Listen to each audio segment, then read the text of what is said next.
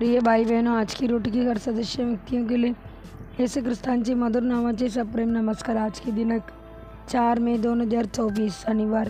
फिरणारे आत्मा। पृथ्वी आकारीहीन आणि शून्य होती आणि पोल्यावर अंतर पसरला होता आणि देवाची आत्मा पाण्याची मुखावर गिरट्या घालत होता। उत्पत्ती 1 अध्याय 2 वचन। त्या दिवसात पवित्र आत्मा पाण्याची दोंडावर गिरट्या घालत होता आणि संत्याची घालत तो आपल्यावर गिरट्या घालत आहे। पवित्र आत्म्याची आपल्यावर फिरण्याची एक महान आणि तेजस्वी हेतू आहे।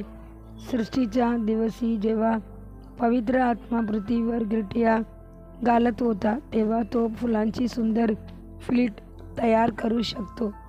सुपीक दर्या, भरपूर मैदाने, नद्या पूर्ण प्रवाहात आहेत। झाडे झाडे आणि वेली, आकाशातील पक्षी आणि पशु आणि गुरेढोरे शून्यातून। होय, आत्म्याचे गिरट्या घालणे हे घरोघरच सृष्टीचे गिरट्या घालणारे होते। शून्यातून त्याने विपुलता आणि आनंदाचे वातावरण निर्माण केले।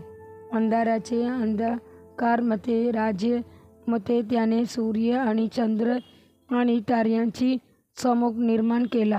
फिरणारे आत्मा हा देव आहे जो मृत्यूंना जीवन देतो आणि अस्तित्वात नसलेल्या गोष्टींना ते असे म्हणतात। रोमन्स अध्याय 4:17 वचन।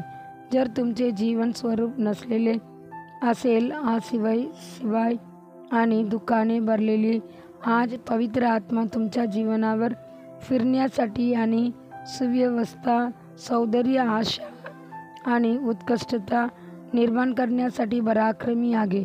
होय, तो फिरणारे आत्मा आहे आणि तोच आहे ज्याने वाळवंटात मार्ग आणि वाळवंटात नद्या निर्माण केल्या।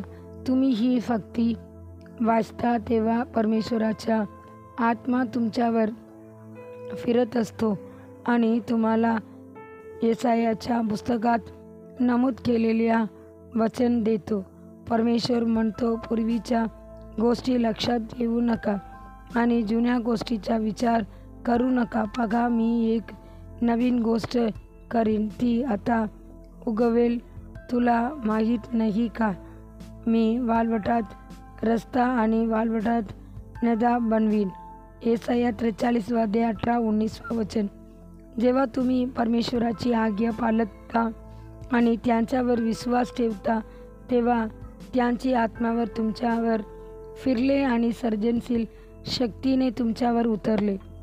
तो सोल्यावर फिरला आणि त्याला देवाची माणसात बदलले म्हणून सौलला इस्रायलची राजा म्हणून अभिषेक करण्यात आला। 1 सामुएल 10 अध्याय 1 वचन। पवित्र आत्मा साराचे वांझ जीवनावर फिरत होता, जी वृद्ध होती, वयाने चांगली होती आणि बालपणाचे वय ओलांडले।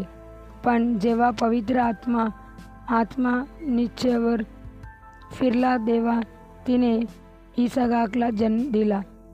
इतकेच नाही तर आजही अब्रामचे वंशज जगभर दूरवर पसरलेले आहेत। देवाचे मुलांनो, प्रभूची आत्मा तुमच्यामध्ये पराक्रमाने फिरेल आणि तुम्हाला देवाची पुत्राच्या प्रतिमेत रूपांतरित करेल। 2 कोरिंथियर 3 अध्याय 18 वचन। आणि परमेश्वरासाठी निष्कलंक वधू म्हणून तुला परिपूर्ण कर। पुढील चिंतनासाठी श्लोक। परमेश्वराचे वचन ऐका, निश्चित मी तुझा त्रास टाकीन आणि तू जीवित होशील। एजेकिएल 27 अध्याय 36 अध्याय वचन 4 आणि 5। दिवसासाठी बायबल वचन सकाळी 1 राजा 16 आणि 16 से 18 अध्याय। संध्याकाळी लूक 22 अध्याय 47 वचन से 71 वचन। धन्यवाद।